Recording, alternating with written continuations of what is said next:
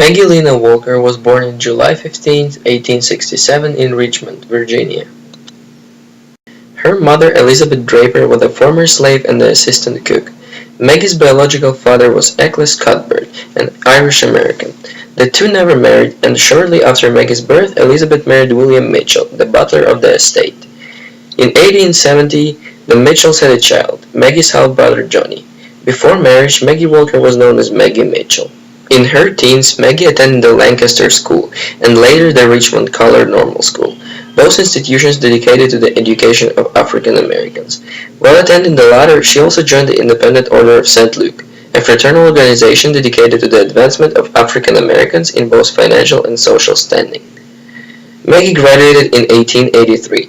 Having completed her training as a teacher, she returned to the Lancaster School to teach and remained there until 1886, when she married Armstead Walker Jr. She was forced to leave her job due to the school's policy against married teachers.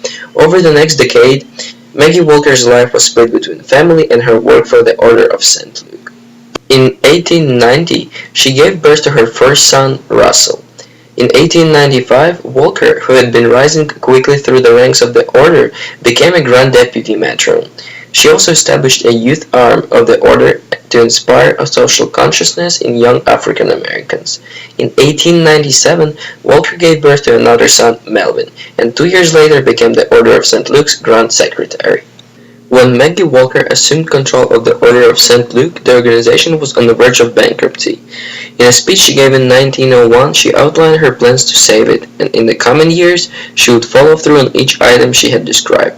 In 1902, Walker founded the St. Luke Herald, the carrying news of the Order of St. Luke to local chapters and to help with its educational work. The following year, she opened the St. Luke Penny Savings Bank. In 1905, she opened the St. Luke Emporium, a department store that offered African American women opportunities for work and gave the black community access to cheaper goods.